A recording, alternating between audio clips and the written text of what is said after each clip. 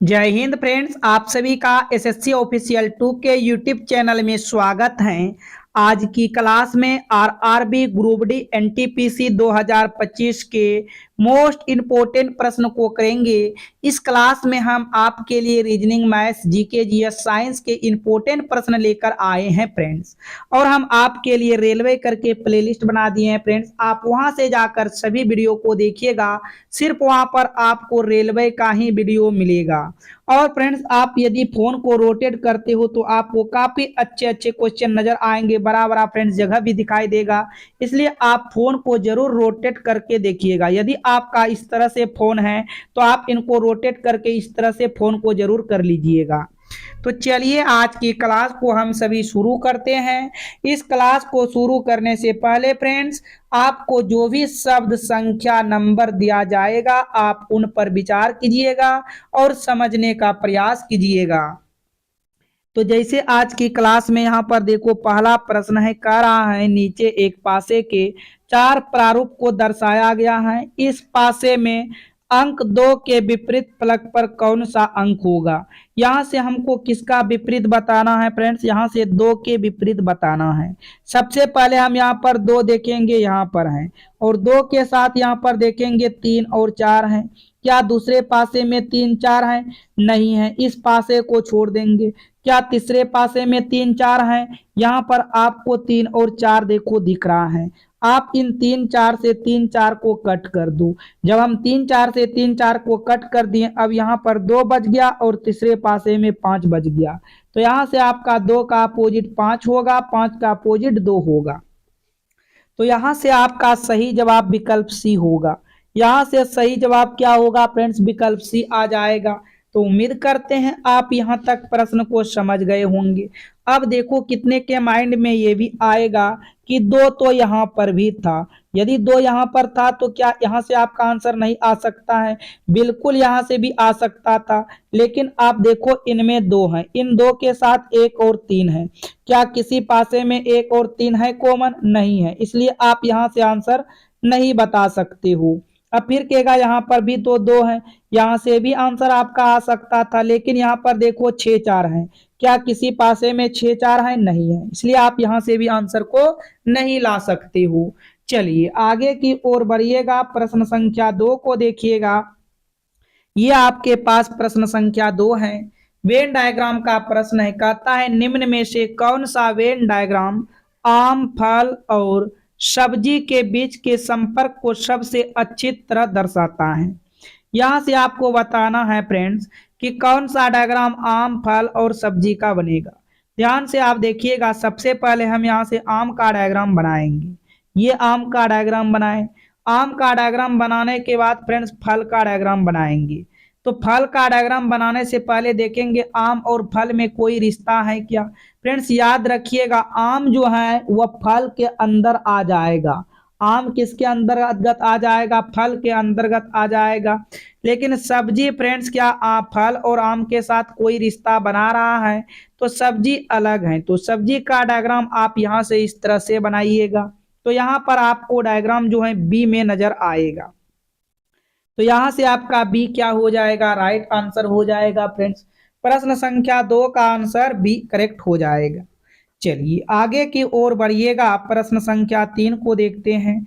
ये भी आपका देखो वेन आरेख का ही प्रश्न है, इसलिए आप ध्यान से देखिएगा। कहता है निम्नलिखित में से कौन वेन डायग्राम गाजर, भोजन, सब्जी वर्गों के बीच सही सही संबंध को दर्शाता है। तो ध्यान से आप देखिएगा फ्रेंड्स, ये गाजर जो है, भोजन और सब्जी जो है, याद रखिएगा। सबसे पहले हम भोजन का डायग्राम बनाएंगे। भोजन जो है फ्रेंड्स, ये सब्जी जो है भोजन के अंतर्गत आएगा, और ये गाजर जो है सब्जी के अंतर्गत चला जाएगा। गाजर आपका एक सब्जी है, याद रखिएगा, फल आप नहीं कह सकते हो। इसलिए सबसे पहले हम यहाँ पर ये भोजन का डायग्राम बना दिए। ये किसका डायग्राम है? ये भोजन का डायग्राम है। उसके बाद सब्जी का डायग्राम होगा, और सब्जी जो है, सब्जी का डायग्राम भोजन के अंतर्गत, और गाजर किसके अंतर्गत आएगा? सब्जी के अंतर्गत आ जाएगा। तो यहां से आपका डायग्राम ए वाले सही होगा। यहां से डायग्राम ए वाले क्या होगा फ्रेंड्स? बिल्कुल राइट आंसर होगा। कुछ प्रश्न मैथ्स के होंगे जो आपको टेस्ट के रूप में छोड़ेंगे, एसडब्ल्यू के रूप में छोड़ेंगे, आप उनको जरूर जवाब दीजिएगा कमेंट में फ्रेंड्स। आगे की ओर बढ़िएगा, प्रश्न संख्या 4 को देखते हैं। तो ये आपका प्रश्न संख्या 4 है, मोस्ट इंपोर्टेंट है। कहता है एक 18 सेंटीमीटर के ठोस घन से यदि 3 सेंटीमीटर के छोटे छोटे घन बनाए जाए तो कुल कितने घन बनेंगे। तो यहाँ से आपको देखना है, ध्यान से समझना है फ्रेंड्स। कहने का मतलब हुआ कि ये जो है आपका अभी 18 सेंटीमीटर वाला घन है। ये कितना सेंटीमीटर वाला घन है, ये आपका 18 सेंटीमीटर वाले घन है।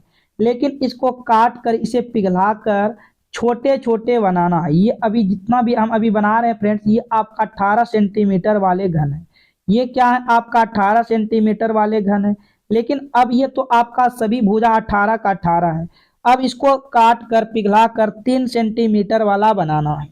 तो आप जो है कितने घन बना सकते हो, कहने का मतलब ये हुआ प्रश्न को। तो कुछ नहीं करना है फ्रेंड्स, आप 18 को देखो भाग लगा दो। किससे भाग लगा दो, 3 से भाग लगा दो। कितने बार में गया, 6 बार में।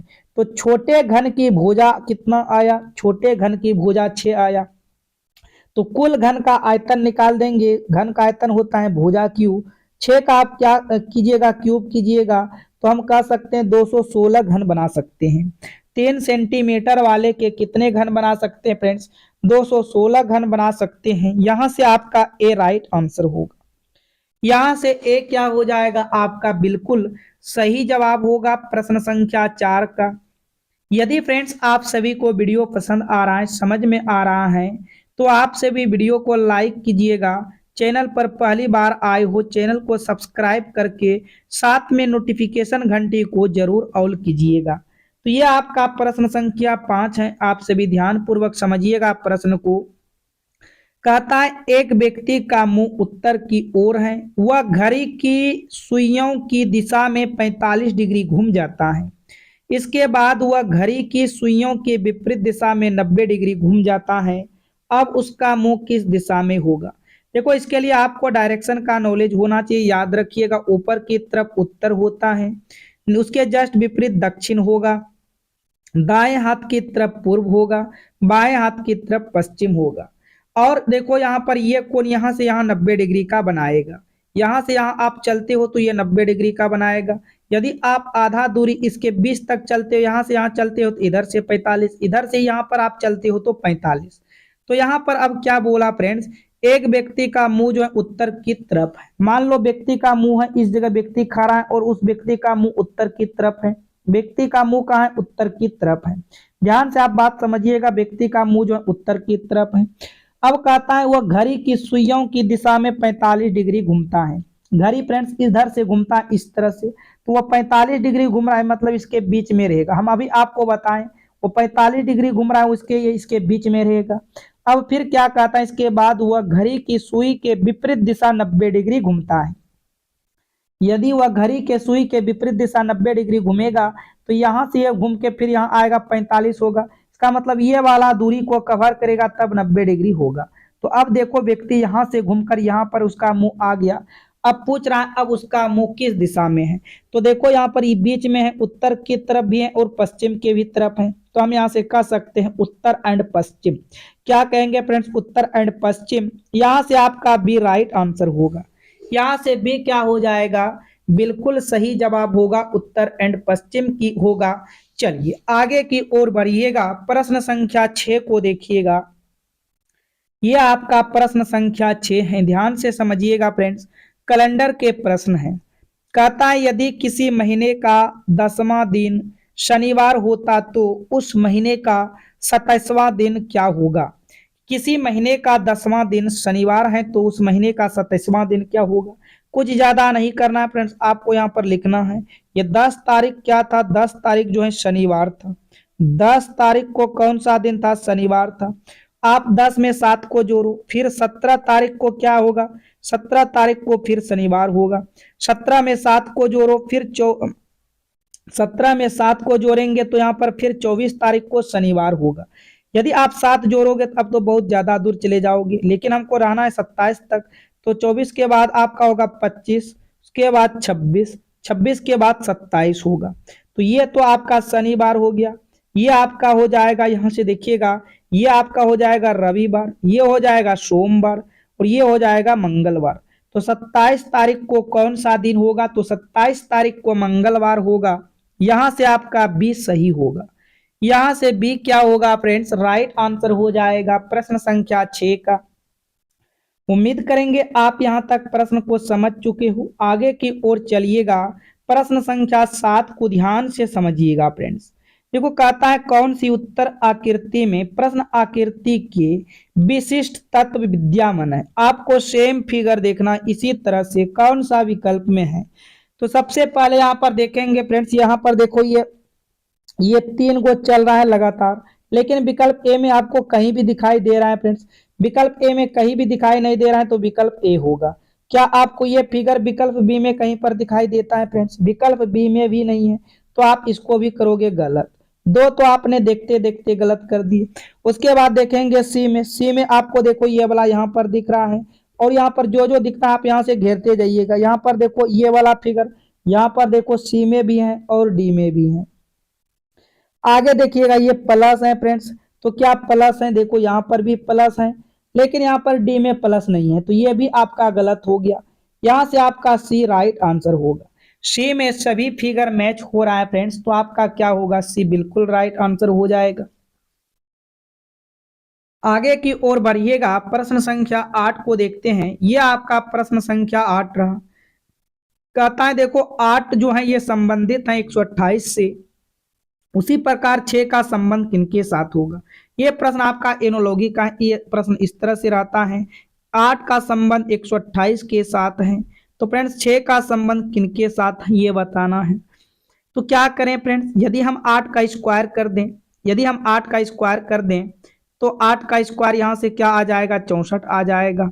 8 का स्क्वायर करेंगे 64, और 64 का डबल करेंगे तब जाकर आपको 128 मिलेगा। उसी प्रकार आप 6 का स्क्वायर करते हो, 6 का स्क्वायर 36 होगा।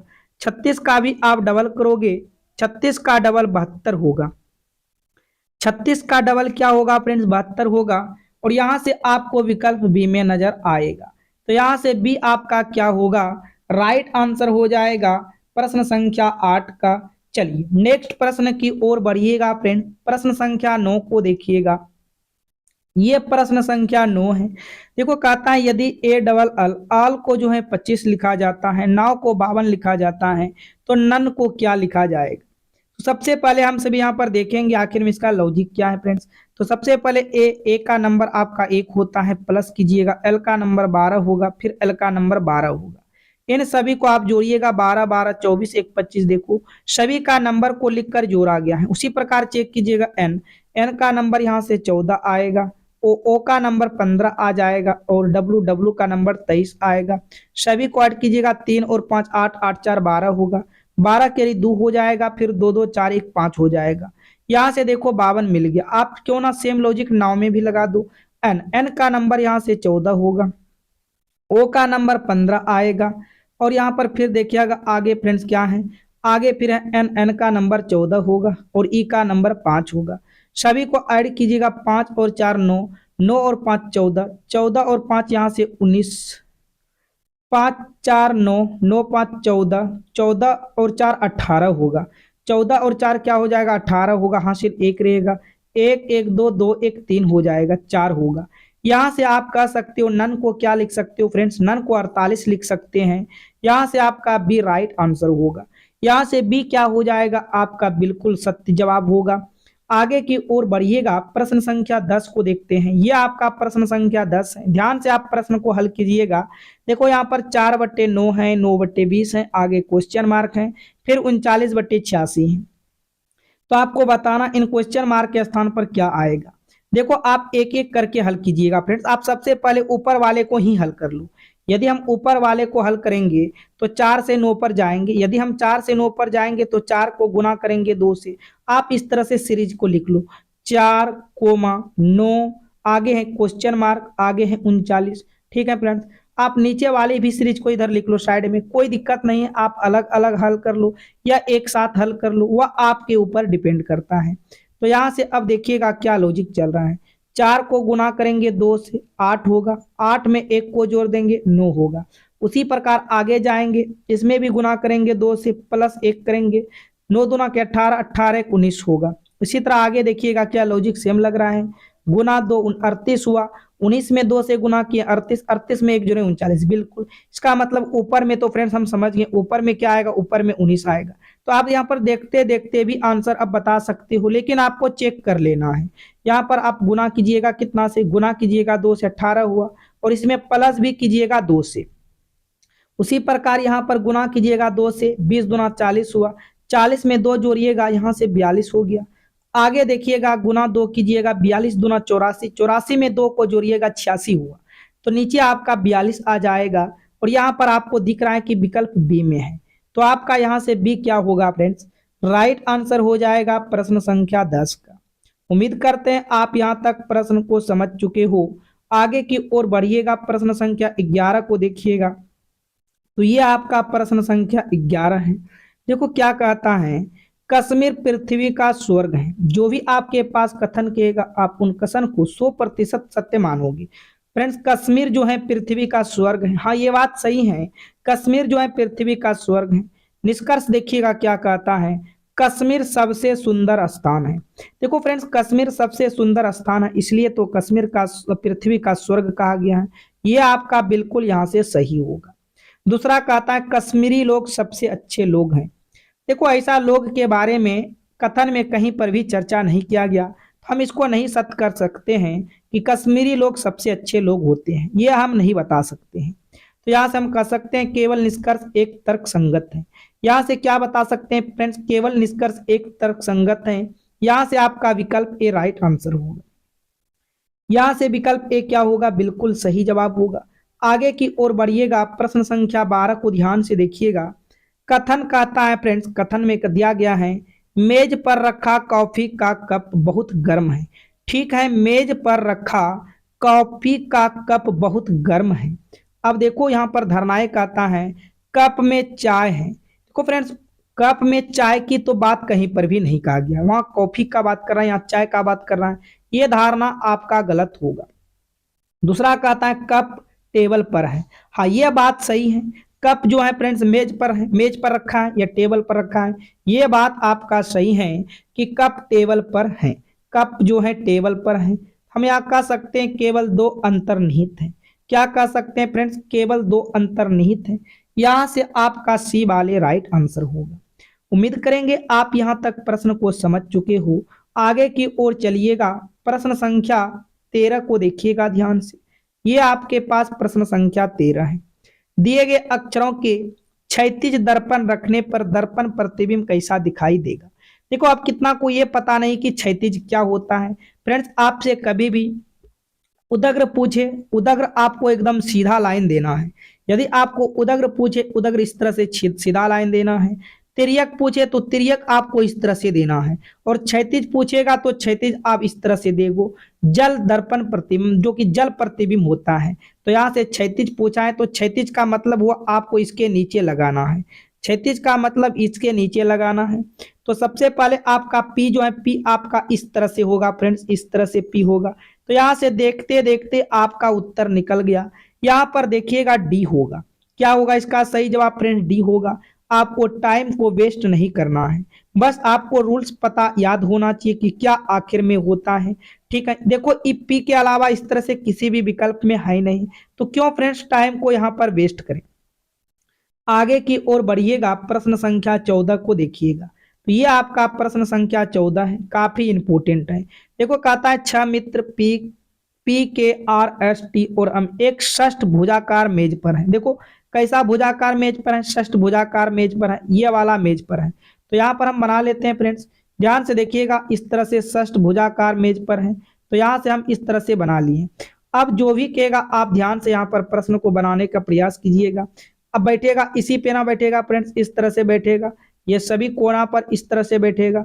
और जब कुछ ना कहा जाए तो सभी का मुख जो है किधर है, चारों ओर केंद्र की ओर मुख करके बैठे। अच्छा, केंद्र की ओर चारों ओर मुख करके बैठे हैं, यानी कि अंदर की तरफ मुख करके बैठे हैं। ठीक है फ्रेंड्स, केंद्र अंदर की ओर होता है। अब प्रश्न को पढ़िएगा और जवाब दीजिएगा। बोला पी एम के बाएं दूसरा है। जहां पर भी आपको बैठाने का मन करे, पी और एम को बैठा लो, एक को पहले। पी जो है अम के बाएं है, तो यदि हम अम को यहाँ पर बैठाएंगे तो अम का बायां ये हो जाएगा दूसरा। यहाँ पर आपको बैठा लीजिएगा फ्रेंड्स, क्योंकि सभी अंदर की ओर देख रहा है, ठीक है। पी अम के बाएं दूसरा है। आगे कहता है के आर और अस का पड़ोसी है। फ्रेंड्स के जो है आर और अस का पड़ोसी है, इसका मतलब हम के को यहाँ पर बैठाएंगे, यहाँ पर अस को बैठा लेते हैं, यहाँ पर आर को बैठा लेते हैं। ये दोनों अभी चेंज भी हो सकता है, ऐसा फिक्स जगह नहीं है, लेकिन के आपका हमेशा उसी जगह रहेगा। के जो है आर और एस का पड़ोसी है।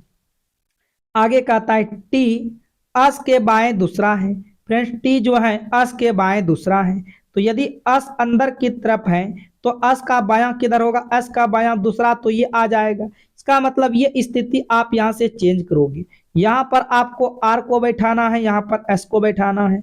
अब बोला टी जो है अस के बाएं दूसरा है, अस के बाएं दूसरा यहाँ पर हो जाएगा।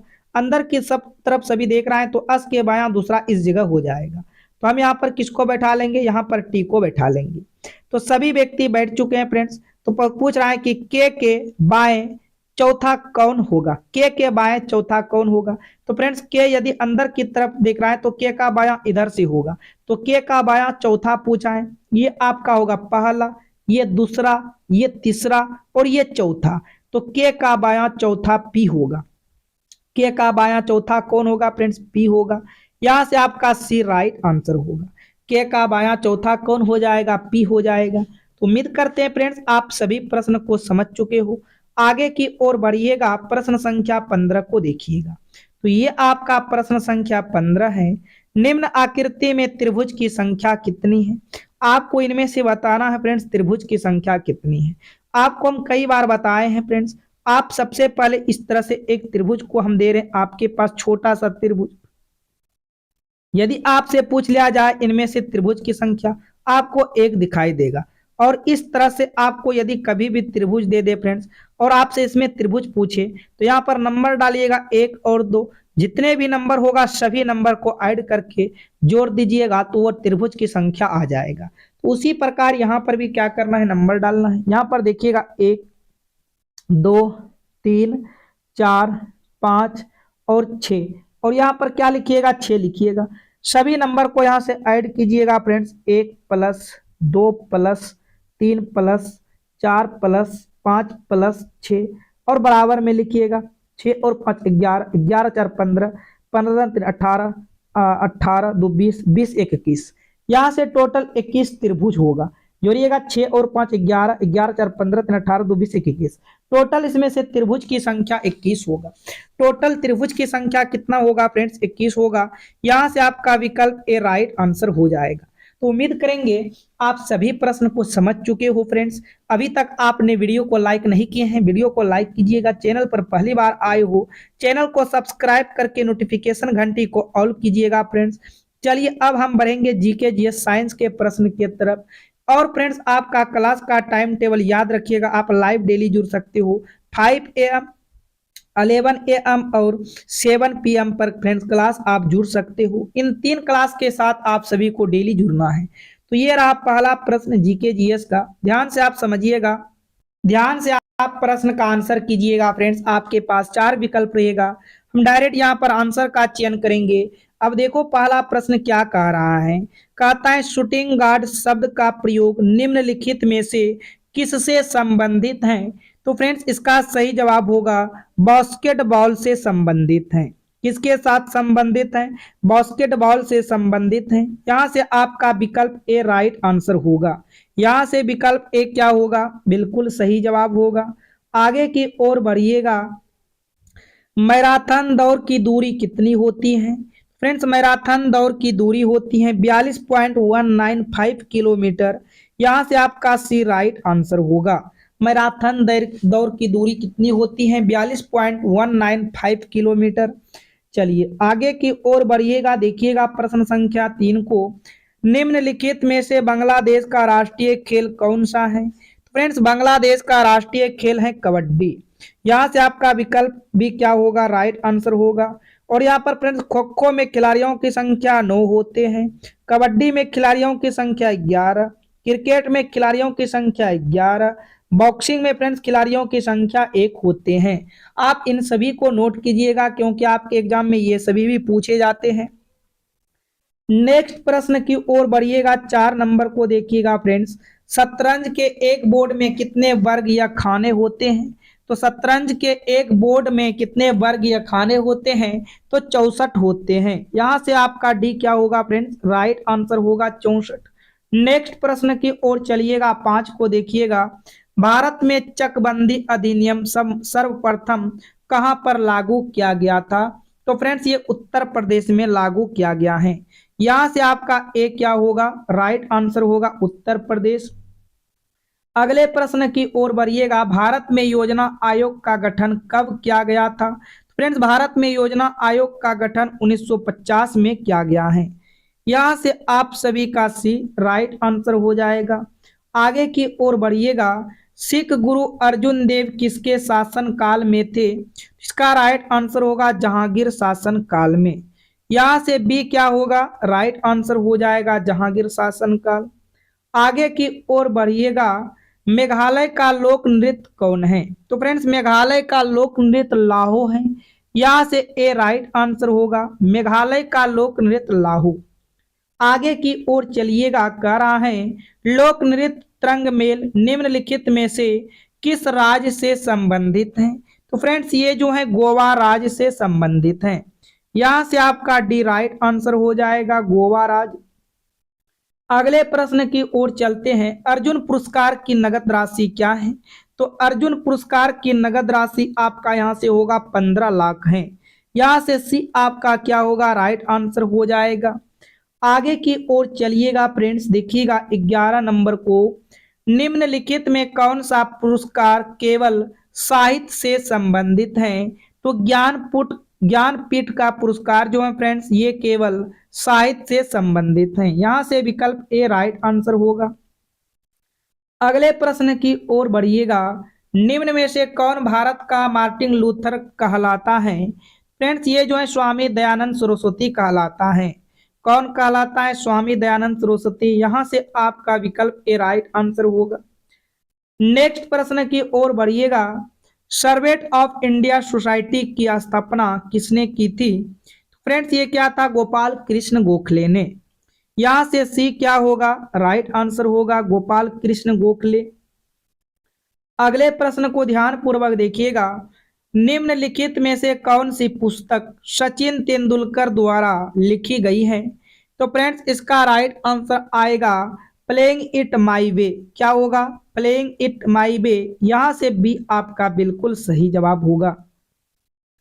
आगे की ओर चलिएगा, भारत के किस राज्य में राष्ट्रीय जल की क्रिया संस्थान है? तो इसका राइट आंसर होगा गोवा में। कहा है फ्रेंड्स? गोवा में। यहां से डी आपका बिल्कुल सही जवाब होगा। अगले प्रश्न की ओर चलते हैं, कहता है क्या फ्रेंड्स मुरुगप्पा गोल्ड कप किस खेल से संबंधित है? तो यह है हॉकी खेल से संबंधित। किससे है? हॉकी खेल से संबंधित। क्रिकेट 11 खिलाड़ी, टेबल टेनिस 1 या 2, हॉकी 11, फुटबॉल फ्रेंड्स 11। ये सभी भी आपको नोट कर लेना है। आगे की ओर चलिएगा, किस तत्व की कमी के कारण घेगा रोग हो जाता है? तो फ्रेंड्स इसका राइट आंसर क्या होगा? आप सभी बताइएगा। इसका राइट आंसर होगा आयोडीन। यहां से बी आपका क्या होगा? राइट आंसर होगा किस तत्व की कमी के कारण घेगा रोग हो जाता है? तो आयोडीन की कमी से घेगा रोग उत्पन्न होता है। अगले प्रश्न की ओर चलिएगा, विवेकानंद रॉक मेमोरियल कहाँ पर स्थित है? तो विवेकानंद रॉक मेमोरियल जो है फ्रेंड्स ये कन्याकुमारी में स्थित है। यहां से आपका एक करेक्ट हो जाएगा। अगले प्रश्न की ओर बढ़ते हैं, कहता है भारत में न्यूनतम वेतन अधिनियम किस वर्ष लागू किया गया था? तो फ्रेंड्स इसका राइट आंसर होगा 1948 में किया गया था। यहां से डी आपके बिल्कुल करेक्ट आंसर होगा। आगे की ओर चलिएगा, देखो कहता है फ्रेंड्स भारत में प्रथम आक्रमणकारी कौन थे? भारत में प्रथम आक्रमणकारी कौन थे? आप सभी इसका आंसर फ्रेंड्स कमेंट में बताइए क्या होगा राइट आंसर। मोहम्मद बिन कासिम, मोहम्मद गजनबी, कुतुबुद्दीन ऐबक या मोहम्मद गौरी। भारत में प्रथम आक्रमणकारी कौन थे? इसका आंसर आप कमेंट सेक्शन में जरूर कीजिएगा। आगे कहा था हाथी उत्सव महोत्सव कहाँ मनाया जाता है? फ्रेंड्स, इसका राइट आंसर होगा जयपुर में मनाया जाता है। कहाँ मनाया जाता है? जयपुर। यहां से आपका सी राइट आंसर होगा। अगले प्रश्न की ओर चलिएगा, 22 को देखिएगा ध्यान से। मटकी निम्नलिखित में से किस राज्य का लोकप्रिय लोक नृत्य है? तो ये फ्रेंड्स है मध्य प्रदेश का। कहाँ का है? मध्य प्रदेश। यहां से भी आपका राइट आंसर होगा मध्य प्रदेश। अगले प्रश्न की ओर चलिएगा, तरल अवस्था में पाई जाने वाली अधातु कौन है? तो तरल अवस्था में पाई जाने वाली अधातु ब्रोमीन होती है। यहां से डी आपका राइट आंसर होगा, ब्रोमीन। नेक्स्ट प्रश्न की ओर बढ़िएगा फ्रेंड्स, ध्यान से देखिएगा। सौर पैनल में निम्न में से किस कौन सी धातु प्रयुक्त होती है? इसका राइट आंसर होगा सिलिकॉन। यहां से ए क्या होगा? राइट आंसर हो जाएगा सिलिकॉन। अगले प्रश्न को देखते हैं फ्रेंड्स, ध्यान से। कहता है इडुक्की बांध किस नदी पर बनाया गया है? तो इडुक्की बांध जो है ये पेरियार नदी पर बनाया गया है। मोस्ट इंपोर्टेंट प्रश्न है फ्रेंड्स, आप नोट कर लीजिएगा, कहीं स्टार लगाकर रख लीजिएगा। इडुक्की बांध किस नदी पर बनाया गया है? तो ये पेरियार नदी पर बनाया गया है। आगे की ओर बढ़िएगा, देखते हैं 26 को। कहता है किस किस स्थान पर गौतम बुद्ध ने अज्ञा आत्मा ज्ञान प्राप्त किया था? किस स्थान पर गौतम बुद्ध ने आत्मा ज्ञान प्राप्त किया था? तो बोध गया में प्राप्त किया था। यहां से भी आपका राइट आंसर होगा बोध गया। नेक्स्ट प्रश्न की ओर बढ़िएगा फ्रेंड्स, कहता है मिट्टी का तेल लालटेन बत्ती में इनमें से किस गुण के कारण ऊपर चढ़ता है? तो ये तो फ्रेंड्स सभी बच्चे को याद प्रश्न है, केशिकत्व के कारण। यहां से ए क्या होगा? राइट आंसर हो जाएगा केशिकत्व के कारण। आगे की ओर बढ़िएगा, देखिएगा ध्यान से। लगभग किस तापमान पर पानी का घनत्व अधिकतम होगा? बताइएगा, लगभग किस तापमान पर पानी का घनत्व अधिकतम होगा? तो 4 डिग्री सेंटीग्रेड पर। यहां से बी बिल्कुल राइट आंसर होगा, 4 डिग्री सेंटीग्रेड पर। चलिए आगे की ओर बढ़ते हैं, 29 को देखिएगा फ्रेंड्स। टूथपेस्ट प्राकृतिक में सामान्यतः कैसा होता है? तो टूथपेस्ट प्राकृतिक में सामान्यतः क्षारीय होता है। यहां से आपका डी राइट आंसर हो जाएगा।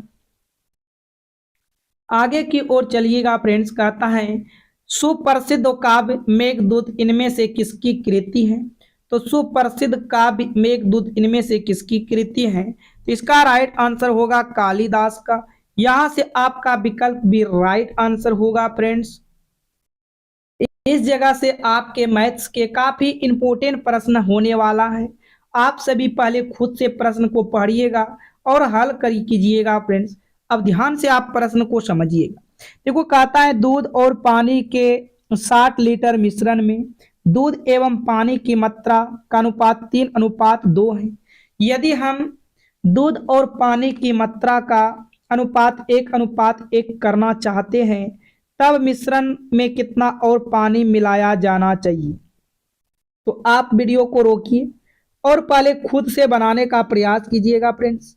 देखो, प्रश्न काफी इजी है, यदि आप थोड़ा सा दिमाग लगाते हो तो प्रश्न बन जाएगा। सबसे पहले फ्रेंड्स यहाँ पर दूध एंड पानी का अनुपात दिया है, हम यहाँ पर कह सकते हैं मिल्क एंड वाटर। इसका अनुपात कितना? इसका अनुपात 3:2 दिया गया है। यहाँ पर लिख देंगे 3:2, ठीक है। लेकिन जब इन्हीं दोनों को हम अनुपात में मिलाएंगे तो 5 हो जाएगा। जब अनुपात में मिलाएंगे तो 5 होगा, लेकिन रियल में देखो कितना है, 60 है। तो ये अनुपात 5 किसके बराबर होगा? 60 के बराबर होगा। अनुपात 1 का मान कितना आएगा? अनुपात 1 का मान 12 आ गया। तो यहाँ से हम कह सकते हैं दूध कितना होगा फ्रेंड्स? दूध आपका 12 तिया के 36 आ जाएगा। यहाँ से कह सकते हैं पानी कितना हो जाएगा? 12 दूना के 24 हो जाएगा। अब इस जगह आपको मेन ये समझना है फ्रेंड्स, आपको अनुपात करना है 1:1, और आपको क्या चीज यहाँ पर मिलाने का बात कर रहा है? पानी मिलाने का बात कर रहा है। यदि पानी मिलाने का बात कर रहा है तो दूध को आप कुछ नहीं करना है, दूध को ज्यों का त्यों छोड़ देना है। अब आपके पास पानी ऑलरेडी 24 पहले से था, अब हमको 24 से 36 पर जाना है। यदि हम इनमें 12 को जोड़ देंगे तो क्या ये 36 नहीं हो जाएगा? अब देखो पानी भी 36 और दूध भी 36, 36 36 यहाँ से कट जाएगा तो क्या होगा? 1:1 होगा कि नहीं होगा फ्रेंड्स? बिल्कुल 1:1 होगा। तो आप कितना पानी मिला रहे हो? तो आप कहेंगे 12 लीटर पानी मिला रहे हैं। कितना पानी मिला रहे हो फ्रेंड्स? 12 लीटर पानी मिला रहे हो। यहाँ से आपका डी राइट आंसर होगा। यहाँ से डी क्या हो जाएगा? बिल्कुल सही जवाब होगा। किसी प्रकार का कोई प्रॉब्लम यहाँ तक नहीं आना चाहिए फ्रेंड्स। उम्मीद करेंगे आप यहाँ तक प्रश्न को समझ चुके हो। आगे की ओर बढ़िएगा। प्रश्न संख्या 2 को देखिएगा ध्यान से। ये प्रश्न आपको फ्रेंड्स हम SW के रूप में देंगे, क्योंकि इस टाइप के प्रश्न हम बहुत कराए हैं। आप सभी इसका आंसर कमेंट में दीजिएगा। प्रश्न आप सभी रोक कर ध्यान से पढ़िएगा और तब जाकर इसका आंसर कीजिएगा। चलिए हम देखते हैं प्रश्न संख्या 3 को। तो ये प्रश्न संख्या 3 है, काफी इंपॉर्टेंट है। आप ध्यान से प्रश्न को पहले समझिएगा। देखो प्रश्न आप पढ़ते नहीं हो और आप प्रश्न छोड़कर भागने लगते हो फ्रेंड्स। आप पहले प्रश्न को पढ़ो, क्या कह रहा है प्रश्न। देखो कहता है सोना पानी से 19 गुना भारी है। सोना जो है पानी से 19 गुना भारी है और तांबा पानी से 9 गुना भारी है। पानी से 15 गुना भारी मिश्र धातु बनाने के लिए इन धातुओं को किस अनुपात में मिश्रित किया जाना चाहिए? आपने एक चीज यहाँ पर गौर किया होगा फ्रेंड्स, ये 15 जो है 15 मिश्र धातु है। 15 क्या है? मिश्र धातु। मिश्र धातु का मतलब हुआ कि सोना और पानी दोनों को मिश्रित करके 15 गुना किया गया है। तो यहां से एलिगेशन रूल्स लगेगा। एलिगेशन रूल्स क्या कहता है फ्रेंड्स? आपका यहाँ पर सोना क्या है? सोना 19 गुना है, ठीक है। उसके बाद पानी क्या है? पानी 9 गुना है। मिश्रण को आप हमेशा बीच में रखिएगा। मिश्रण आप 15 को बीच में रखिएगा। अब इस तरह से आपको लाइन खींचना, इस तरह से लाइन खींचना है। इधर आप 15 में से 9 को घटा दो, इधर 15 में से 9 को घटा दो, यहाँ 6 आएगा बड़े में से छोटे को। इधर 19 में से 15 को घटा दो, इधर आपका 4 आ जाएगा। यहाँ से फ्रेंड्स आपको कटिंग करना है। 2 से कटिंग करेंगे, 2 तिया के 6 होगा, 2 दूना के 4 होगा। तो फ्रेंड्स हमको यहाँ पर किस धातु के किस अनुपात में मिलाना होगा? तो 3:2 के मिलाना होगा। तो 3:2 देखो किस में है? तो आप कहेंगे 3:2 डी में है। 3:2 किस में है फ्रेंड्स? तो 3:2 जो है डी में है। तो आपका राइट आंसर यहाँ से डी होगा। डी क्या होगा? बिल्कुल करेक्ट आंसर हो जाएगा।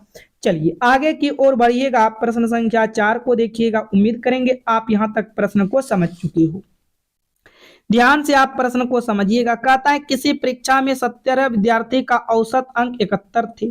ठीक है फ्रेंड्स, किसी परीक्षा में जो है 17 विद्यार्थी था और उसका औसत अंक देखा गया तो 71 था, किंतु बाद में पता चला कि एक विद्यार्थी ने अंक गलती से 56 के बजाय 65 लिखे हैं। देखो फ्रेंड्स, लिखना चाहिए था 56 लेकिन लिख दिया 65, तो उसने ज्यादा लिख रहा है ना। कितना ज्यादा लिख रहा है? तो आप कहेंगे ज्यादा 9 लिख रहा है। तो इसी आप ज्यादा 9 को क्या करो, आप 65 में से 9 को घटाएंगे तब ना 56 आएगा। तो आप यहां से माइनस कर दो 9। क्या करेंगे? माइनस कर देंगे 9, क्योंकि वो ज्यादा लिख रहा है इसलिए हम माइनस कर रहे हैं। फिर कहता है एक दूसरे विद्यार्थी ने 50 के बजाय 24 लिखे। देखो अब की बार इस विद्यार्थी ने क्या क्या कम लिख दिया। तो फ्रेंड्स कम लिख रहा है, उसको लिखना चाहिए था सही अंक, लेकिन उसने कम लिख रहा है। कितना कम लिख रहा है? आप उनको भी घटा दीजिएगा। तो यहाँ पर 50 में से 24 घटा देंगे, लेकिन यहाँ पर आपका आएगा ऐड, क्योंकि कम लिख रहा है। 24 में हम उस संख्या को जोड़ेंगे तब तो फ्रेंड्स यहाँ पर 50 पूरेगा।